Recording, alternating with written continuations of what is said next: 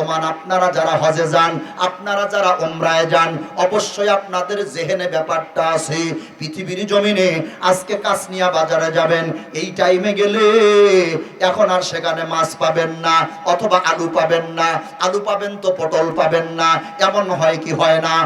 জোরে বলেন।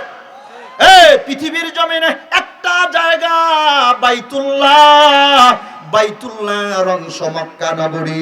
এই মক্কায় আল্লাহ তাআলা এমন ভাবে রহমত দান করছে বাইতুল্লাহর তওয়াফের কারণে।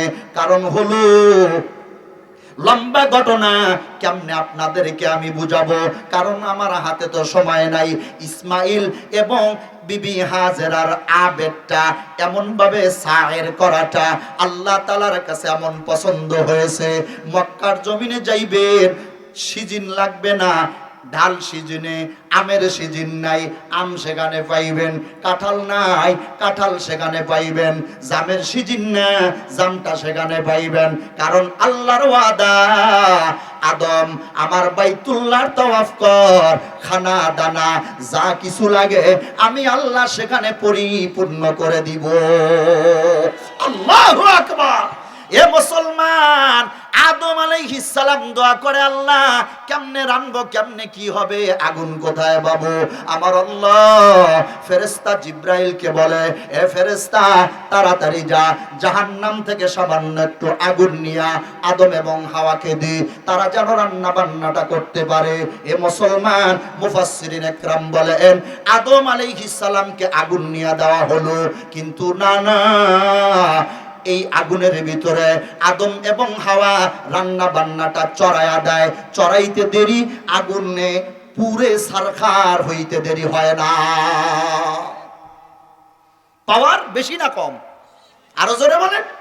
বেশি হওয়ার কারণে পয়গম্বর আদম বলে, আল্লাহ কি আগুন দিলেন, রান্না বান্না তো সয় না, পুরে সারখার হয়ে যায়। আল্লাহ ফেরেশতা জিব্রাইলকে বলে, জিব্রাইল যা, আগুনটা নিয়া সাগরের মধ্যে 3টা সুবানি মার।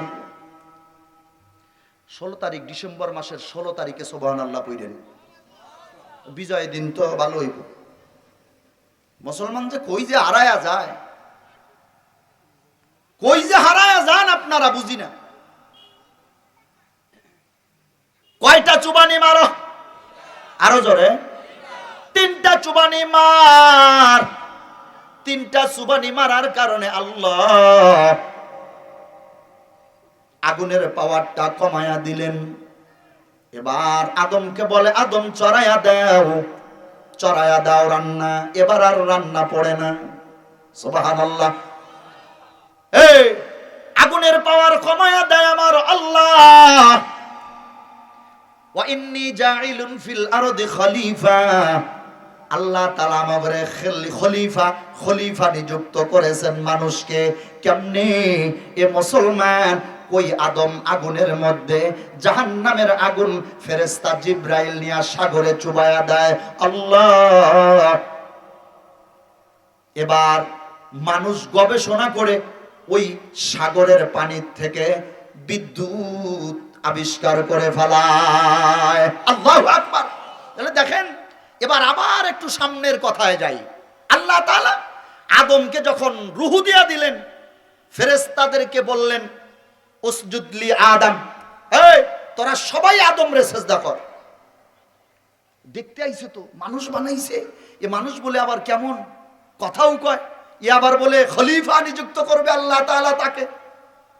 আল্লাহ তাআলা সূরা বাকারার এই আয়াতের মধ্যে বলেন যে দেখ, আদমকে আল্লাহ তাআলা আসমান এবং জমিনের মধ্যে যা কিছু আছে সব কিছুর নাম আল্লাহ তাআলা ফেরেশতার কাছে যাওয়ার আগে আদমকে শিখাইয়া দিয়েছে।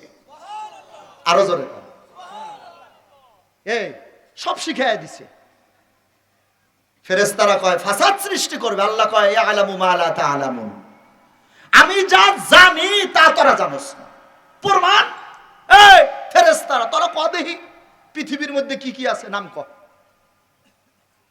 কইতে পারে না, কইতে পারে না, ঠোঁট কামড়ায়, কলম কামড়ায়, কি ব্যাপার কইতে পারে না। কয় তাহলে কাজ করো, আমার আদম রে জিজ্ঞেস করে দেখ।